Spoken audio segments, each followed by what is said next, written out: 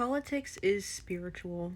Using spirituality and any spiritual talking points to seem more enlightened or above politics, or including yourself in difficult conversations that have to do with the oppression and the suffering of other people who especially don't look like you, is a form of white supremacy and colonialism. A lot of what happens in the political world is just a manifestation of the collective shadow.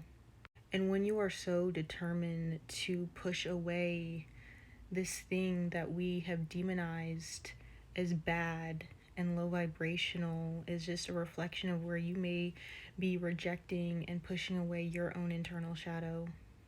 Now, don't get me wrong, politics definitely is low vibrational because it divides people and it teaches us that we need to pick a side, that we have to believe in one or the other.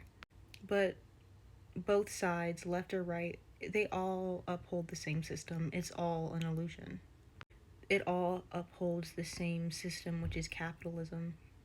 Being able to observe, keyword, observe politics in a way where you can use it as a tool to reflect on your own internalized beliefs through the system and the way that your mind has been colonized.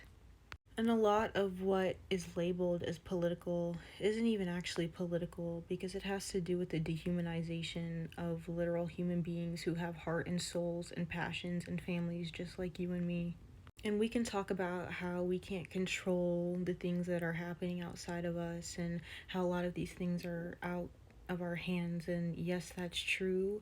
But also, things being out of your control when it comes to other people's oppression and other people's suffering is not an excuse for you to not be able to uplift other people. For you not to be able to extend your love and your humanity to people that you have been taught are the problem, who you've been taught are monsters and are taking your jobs and are immigrants, and all of this crazy dehumanization language that has a lot of people's minds in a chokehold. Because when you're taught this thing about a group of people that you've never met, that you've never encountered, your mind is colonized. Because in reality, what we've been taught about immigrants are actually the complete opposite.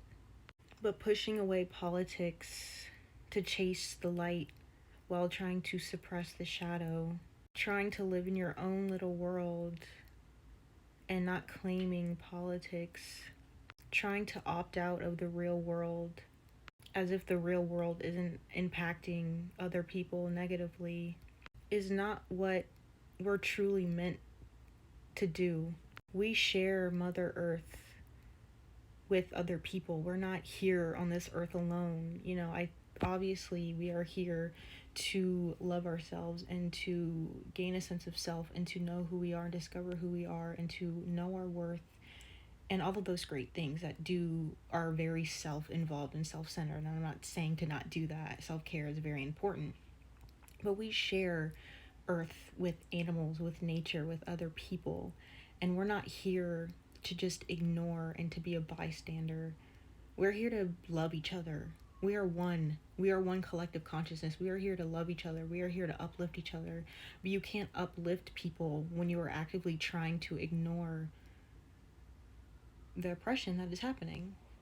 And I'm going to say something that some people might not like, and I'm not saying this to perpetuate division. This is just what it is. A lot of white people, your ancestors, also have a theme, a streak of ignoring and participating and being a bystander to other people's oppression. And we all have ancestral karma. We all have community karma. We all have past life karma. We all have this life karma. And a lot of ancestral karma for a lot of white people is for ignoring and being a part of the oppression and the dehumanization and the borderline abuse inflicted onto people of color.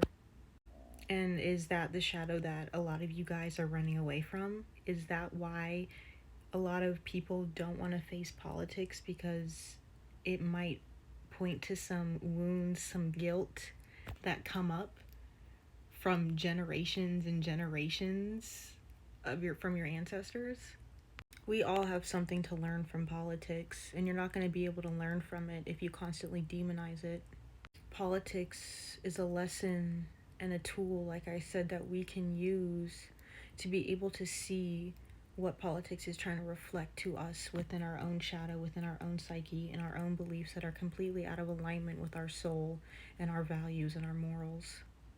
And the same goes for the complete opposite for people who are very balls deep within politics and are very much picking a side and think that the other side is the problem and demonize the other side.